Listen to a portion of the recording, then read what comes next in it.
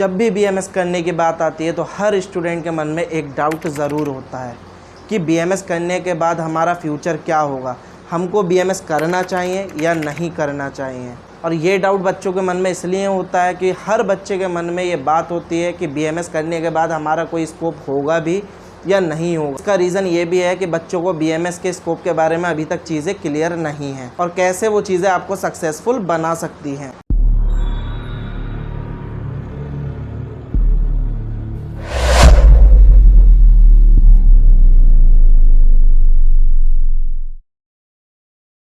Hello NEET aspirants, I am doctor Hemant from Indians education Adda. तो आज की इस वीडियो में हम बात करने वाले हैं स्कोप ऑफ बीएमएस। जी हाँ, आज के हम इस वीडियो में बीएमएस के स्कोप के बारे में डिटेल्ड में बात करने वाले हैं। हर किसी को डाउट होता है कि बीएमएस करने के बाद कुछ नहीं होने वाला है, बीएमएस के आगे कोई स्कोप नहीं है, जो सैलरी हम फ्यूचर में एक्सपेक्ट करते हैं वो एक्चुअल सैलरी हम लोग नहीं पा सकते, मतलब बीएमएस करके हम एक अच्छी सैलरी अर्न नहीं कर सकते, या फिर हम एक छोटा मोटा क्लिनिक कर सकते हैं, या हम बीएमएस में सक्सेस नहीं हो सकते। और ये डाउट कई हद तक बहुत नेचुरल भी है, क्योंकि अधिकतर लोगों को ये पता ही नहीं है कि बीएमएस की वैल्यू क्या है, और जिनको पता है तो उनको ये नहीं पता कि इसको एग्जीक्यूट कैसे करना है, क्या क्या चीज़ें होती हैं और कैसे कैसे काम करना है, और उनके क्या रूट्स होते हैं। किसी चीज़ का पता होना और उसको एग्जीक्यूट करना बहुत बड़ा पार्ट प्ले करता है, जिसके बारे में डिटेल्ड में आज हम लोग डिस्कस करेंगे। सबसे पहली चीज़, हम यही सोचते हैं कि हम प्रैक्टिस कर सकते हैं या किसी अच्छे एलोपैथी हॉस्पिटल में प्रैक्टिस कर सकते हैं, या जॉब कर सकते हैं, या किसी क्लिनिक पर जॉब कर सकते हैं, या टीचिंग कर सकते हैं। बहुत ही सिंपल सी बात है कि बीएमएस करने के बाद अगर मैं पहले स्कोप की बात करूं तो दैट इज़ प्रैक्टिस। जी हाँ, प्रैक्टिस। तो देखिए बच्चों, प्रैक्टिस हर एक फील्ड में ज़रूरी है, ठीक है। चाहे आप फार्मेसी कर रहे हो, चाहे आप बीएमएस कर रहे हो, चाहे आप एमबीबीएस कर रहे हो, एनीबॉडी कोर्स, ठीक है। हर एक कोर्स के अंदर प्रैक्टिस जरूरी है, क्योंकि प्रैक्टिस ही होती है जो आपके फ्यूचर्स को ब्राइट कराती है, जो आपको आपकी पहचान दिलाती है, ठीक है। मान लीजिए आपने बीएमएस तो कर लिया है, डिग्री तो ले लिया, लेकिन आपको प्रैक्टिस ही नहीं है। जब आपको प्रैक्टिस ही नहीं होगी तो आपका स्कोप ही क्या होगा, आपका फ्यूचर ही क्या होगा, या आप पेशेंट को कैसे डील करोगे, ठीक है। तो सबसे मोस्ट इंपॉर्टेंट पार्ट जो है वो है प्रैक्टिस, ठीक है। तो प्रैक्टिस सबसे ज़्यादा ज़रूरी है। और हाँ, एक चीज़ और, जितनी ज़्यादा आपके प्रैक्टिस होगी उतना ज़्यादा आप अर्न कर सकते हो, ठीक है। आपने कहावत सुनी ही होगी कि डिग्री से ज़्यादा आपका नॉलेज और आपका उस फील्ड में जो योगदान है या जो प्रैक्टिस है वो मायने करती है। उसी प्रैक्टिस के बलबूते आपकी एक पहचान होती है, ठीक है। तो सबसे मोस्ट इम्पोर्टेंट, आपको प्रैक्टिस पर फुल ध्यान देना है, क्योंकि जितनी अच्छी आपकी प्रैक्टिस होगी उतना ही आप इनकम जनरेट कर सकते हो। अब नेक्स्ट आता है टीचिंग, ठीक है। अगर आप बीएमएस करने के बाद डायरेक्टली टीचिंग के लिए जाते हैं तो आपकी सैलरी जो होगी वो मिनिमम 20 से 25 हज़ार रुपये ही होगी, इससे ज़्यादा आपको नहीं मिलेगी, ठीक है। लेकिन अगर आप एमडी करने के बाद टीचिंग ज्वाइन करते हो तो गवर्नमेंट के रूल के अकॉर्डिंग जो आपकी डिसाइडेड सैलरी है वो लगभग 50 हज़ार से लेकर 60 हज़ार रुपये पर मंथ है। और जैसे जैसे आपका एक्सपीरियंस बढ़ता रहेगा तो ये सैलरी आपकी इंक्रीज़ होकर 1 लाख से लेकर 1.5 लाख या फिर 2 लाख रुपए तक हो सकती है, ठीक है। यहाँ तक तो हर एक स्टूडेंट को पता ही होगा ये चीज़ें होती हैं और आप अपनी लाइफ सिक्योर कर सकते हो। लेकिन इसके आगे की नॉलेज अधिकतर स्टूडेंट्स को होती ही नहीं है, उनको पता ही नहीं होता है कि बीएमएस का और क्या स्कोप है। सिर्फ उनको पता होता है तो सिर्फ इतना पता होता है कि बीएमएस के बाद हम जितनी प्रैक्टिस करेंगे उतना हम लोग अर्न कर सकते हैं, वो तो बात ठीक है। और इससे ज़्यादा अगर पता होता तो ये पता होता है कि हम लोग इसके बाद में एमडी करने के बाद एक टीचर के रूप में टीचिंग कर सकते हैं, ठीक है। लेकिन इससे आगे का जो होता है बेटा, बहुत बड़ा स्कोप है बीएमएस का, ठीक है। फॉर एग्जाम्पल रिसर्च फील्ड, ठीक है। तो बच्चों, बीएमएस के अंदर रिसर्च फील्ड एक बहुत इंपॉर्टेंट पार्ट है, ठीक है। आयुर्वेद के अंदर अगर कोई भी ऐसी फैक्ट्री या फिर इंडस्ट्री है जो आयुर्वेद फील्ड के अंदर प्रोडक्ट बनाती है तो उसको अपने अंडर एक बीएमएस डॉक्टर को रखना कंपलसरी है। तो एक कंफर्म अपॉर्चुनिटी तो आपकी यहीं बन जाती है। इसके अलावा आप उसके अंदर रिसर्च या फिर डेवलपमेंट कर सकते हो, ये भी एक बहुत अच्छी फील्ड है। अगर बात करें हम इसकी सैलरी की तो बच्चों, इसकी जो सैलरी है वो 75 हज़ार से लेकर 3 लाख रुपए तक जा सकती है। इसके बाद आते हैं हम लोग अपने नेक्स्ट स्कोप की ओर, जो कि है गवर्नमेंट एग्ज़ाम।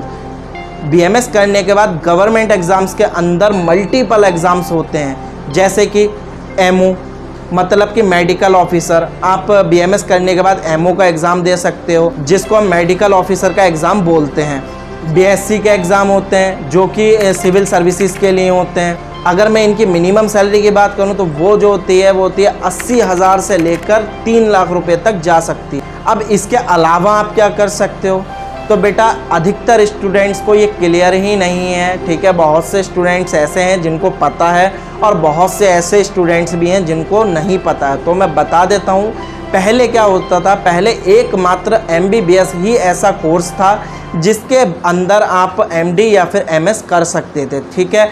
लेकिन अब MBBS के बाद एकमात्र कोर्स BMS ऐसा बन गया है जिसके अंदर भी आप MD और MS दोनों कर सकते हो, ठीक है। MS मतलब कि मास्टर ऑफ सर्जरी, ठीक है। तो उसको लेकर आपके बहुत ऑप्शंस खुल जाते हैं। अब हम थोड़ा सा डिटेल्ड में MD और MS की बात कर लेते हैं कि MD क्या है और MS क्या है। तो बेसिकली सबसे पहले मैं आपको बता दूं कि MD करने के बाद आप क्या कर सकते हैं और MS करने के बाद क्या कर सकते हैं, और इन दोनों को करने के बाद आपका क्या स्कोप रहने वाला है। तो सबसे पहले अगर मैं MD की बात करूं, ठीक है, तो बच्चों आप MD करने के बाद सबसे पहला जो आपका रास्ता बनता है वो है टीचिंग, ठीक है। मतलब आप MD करने के बाद यदि आपका टीचिंग में इंटरेस्ट है तो आप टीचिंग लाइन में जा सकते हो एज अ प्रोफेसर, ठीक है।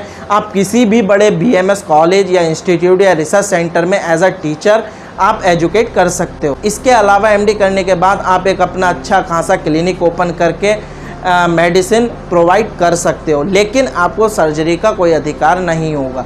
अब हम करते हैं बात MS की, मतलब मास्टर ऑफ सर्जरी। तो बच्चों आपको ये पता होना चाहिए कि BMS के अंदर भी 58 सर्जरीज़ को मान्यता प्राप्त हो गई है। मतलब अब BMS डॉक्टर भी 58 सर्जरीज़ कर सकता है, ठीक है। इसके बारे में डिटेल्ड में बताने से पहले मैं आपको एक चीज़ क्लियर कर दूं, आप सबको ये पता होना चाहिए। सब लोग बोलते हैं कि MBBS डॉक्टर ही सर्जरी कर सकता है, लेकिन सबसे पहले आपको ये पता होना चाहिए। तो बच्चों फादर ऑफ सर्जरी जिनको बोला जाता है, मतलब सर्जरी के जो फादर हैं या जिन्होंने सबसे पहले सर्जरी की थी, वो एक आयुर्वेद या एक वैद्य थे, ठीक है, जिनको हम जानते हैं आचार्य सुश्रुत के नाम से, ठीक है। वर्ल्ड के अंदर पहली सर्जरी एक वैद्य कर सकता है, तो फिर BMS डॉक्टर को इस अधिकार से कैसे वंचित रखा जाता है? तो आपको ये जानना बहुत ज़रूरी है। जिनके मन में डाउट है कि BMS करने के बाद हम सर्जरी नहीं कर सकते, सिर्फ एक क्लिनिक खोलकर मेडिसिन प्रोवाइड करते हैं, तो ये डाउट अपने दिमाग से निकाल दीजिए, क्योंकि अब आप भी सर्जरीज कर सकते हो, वो भी एक नहीं लगभग 58 सर्जरीज आप कर सकते हो।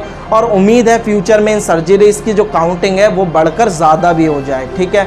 इसके बाद हम बात कर लेते हैं कि MD करने के बाद आप किस किस सब्जेक्ट के स्पेशलाइज्ड बन सकते हो या फिर किन किन सब्जेक्ट से आप MD कर सकते हो, ठीक है।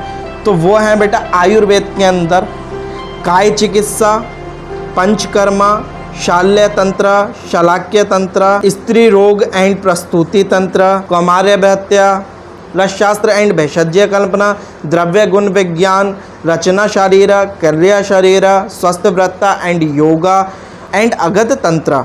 इस तरह के विषय आपको स्पेशलाइजेशन पर लेने होते हैं। MD करने के बाद अगर आप एज अ प्रोफेसर वर्क करना चाहते हैं या एजुकेशन लाइन में या टीचिंग लाइन में जाना चाहते हैं, तो इन विषयों में से जिस विषय में आपका अनुभव ज़्यादा है उस विषय के आप स्पेशलिस्ट बन सकते हैं, ठीक है। अब बात कर लेते हैं नेक्स्ट हम सर्जरी की, MS की। तो बेसिकली 3 टाइप्स की सर्जरी है, जिसमें कि पहली और सबसे इम्पॉर्टेंट जो सर्जरी आ जाती है वो है गायनिकोलॉजिस्ट। जी हाँ, तो जो भी गर्ल्स स्टूडेंट्स हैं उनका सबका मैं जानता हूँ कि पहला एम तो उनका MBBS ही होता है, ठीक है। और उसके बाद वो एम क्यों होता है? क्योंकि अधिकतर जो गर्ल्स हैं वो गायनोकोलॉजिस्ट बनना चाहती हैं, लेकिन अब ज़रूरी नहीं है आपको गायनोकोलॉजिस्ट बनने के लिए सिर्फ MBBS ही करना पड़े, ठीक है। आप BMS करने के बाद भी गायनोकोलॉजिस्ट बन सकते हो। जी हाँ, BMS डॉक्टर को भी अथॉरिटी हो गई है कि वो भी नॉर्मल डिलीवरी कर सकता है एंड नॉर्मल डिलीवरी के अलावा सिजेरियन डिलीवरी में फुल असिस्ट कर सकता है, ठीक है। इसके बाद जो नेक्स्ट आती है वो आ जाती है ऑप्थर्मोलॉजिस्ट। जी हाँ, आप ऑप्थर्मोलॉजिस्ट की सर्जरी भी कर सकते हैं। इसके बाद जो आ जाती है वो आ जाती है जनरल सर्जरी, जिसको हम शालक्य तंत्र बोलते हैं, ठीक है।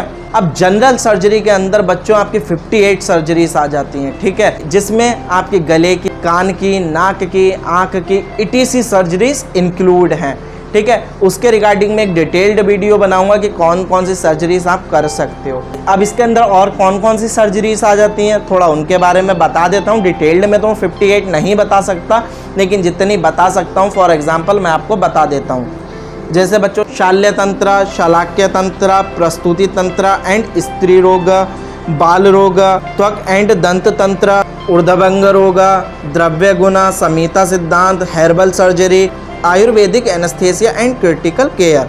इस तरह के सब्जेक्ट आप स्पेशलाइजेशन में ले सकते हैं। अब बीएमएस करने के बाद में एक डाउट और बच्चों के मन में कंपलसरी बना रहता है कि सर क्या हम बीएमएस करने के बाद एलोपैथी मेडिसिन यूज़ कर सकते हैं, या एलोपैथी मेडिसिन का यूज़ हम लोग क्लिनिकली रूप से कर सकते हैं या नहीं। ठीक है, तो बच्चों इसके लिए मैं आपको बोलूँगा कि हाँ आप कर सकते हो।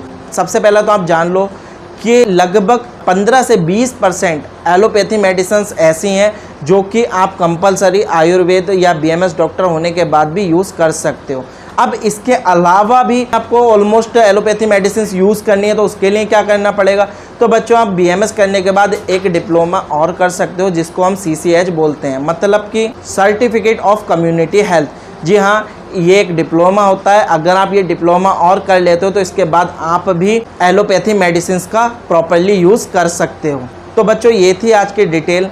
तो आप ये चीज़ निकाल दीजिए कि बीएमएस करने के बाद स्कोप नहीं है। ठीक है, अगर आप अपने ही फील्ड में एक बेस्ट डॉक्टर बनना चाहते हो तो सबसे मेन है आपकी प्रैक्टिस और आपको उस फील्ड की नॉलेज होना। ठीक है, अगर आपको उस फील्ड की प्रॉपरली नॉलेज है तो आपके अनसक्सेस होने का कोई मतलब ही नहीं बनता है। ठीक है, अगर आपको फुल नॉलेज है तो मैं दावा करता हूं कि फ्यूचर में आप भी एक सक्सेसफुल डॉक्टर बन सकते हो। ठीक है, बाकी अपनी प्रैक्टिस पर फुल ध्यान देना, क्योंकि आपको देखो पता ही होगा, आपने देखा होगा practice is most important part. ठीक है, आपने देखा होगा कि बहुत से आपने MBBS डॉक्टर्स भी ऐसे देखे होंगे कि जो कि MBBS तो कर आए हैं, ठीक है, लेकिन उनको नॉलेज नहीं है और खाली बैठे हुए हैं। और फॉर एग्ज़ाम्पल आप अपनी गली या मोहल्ले में ही देख लीजिए, कुछ ऐसे डॉक्टर्स हैं जिनके पास कोई डिग्री नहीं है, जिसको हम बोलते हैं झोला छाप। ठीक है, वो भी इतना अच्छा अर्न कर रहे हैं, क्यों? क्योंकि उनको नॉलेज है, प्रैक्टिस है। ठीक है, तो बच्चों डिग्री तो मायने रखती है, लेकिन उस डिग्री की वैल्यू तब है जब आपको उस फील्ड से रिलेटेड नॉलेज है या फिर प्रॉपरली प्रैक्टिस है। तो जितना आप अपने आप को घिस सकते हो, जितना आप अपने आप को टाइम दे सकते हो इस फील्ड के अंदर, ठीक है, उतना दीजिए और मैं दावा करता हूँ कि आप एक अच्छे डॉक्टर बनेंगे। ठीक है, इसके अलावा बच्चों अगर किसी भी बच्चे को बीएमएस चूज़ करने में कोई भी दिक्कत आ रही है या उसका कोई भी किसी भी तरह का डाउट है, चाहे वो स्कोप हो चाहे वो कॉलेज हो, ठीक है, तो वो हमसे कंसल्ट कर सकता है। इसके अलावा हम लोग ऑल ओवर इंडिया के अंदर BMS, MBBS, BDS, ETC courses की फुल काउंसलिंग करते हैं और आपको प्रॉपरली आपके कोर्स के लिए और आपके मार्क्स के अकॉर्डिंग आपको एक बेस्ट कॉलेज प्रोवाइड कराने का काम करते हैं। ठीक है, जिसमें कि हम आपको प्रॉपरली आपके मार्क्स, आपके बजट और आपके कट ऑफ के अकॉर्डिंग आपके कॉलेज प्रेफरेंस लिस्ट प्रोवाइड करते हैं। जो भी बेस्ट कॉलेज आपको आपके marks, cut off and budget के अकॉर्डिंग मिल सकता है। ठीक है, और इसके अलावा हम आपको स्टार्टिंग से लेकर लास्ट तक जो फुल काउंसलिंग प्रोसेस रहेगा उसमें पूरा गाइड करते हैं एंड आपका पूरा काउंसलिंग प्रोसेस हम लोग खुद से करके देते हैं। तो बच्चों देर ना कीजिए, अगर आप भी इस 2025 के अंदर एक बेस्ट BMS कॉलेज चाहते हैं या उससे रिलेटेड कोई जानकारी चाहते हैं तो आज ही आप हमारे काउंसलिंग सेशन में एनरोल होइए और अधिक जानकारी के लिए आप हमारे नीचे दिए गए नंबर्स पर कांटेक्ट करके 24/7 हमारी हेल्प ले सकते हैं। और हाँ, जाने से पहले यार चैनल को सब्सक्राइब, वीडियो को लाइक, कमेंट ज़रूर कर दें, क्योंकि हम आपके लिए ही इतना मेहनत कर रहे हैं कि आप लोगों तक ये नॉलेज पहुँच सके। तो प्रॉपरली आपको वीडियोज़ मिलते रहेंगे। तो मिलते हैं नेक्स्ट वीडियो के साथ। धन्यवाद।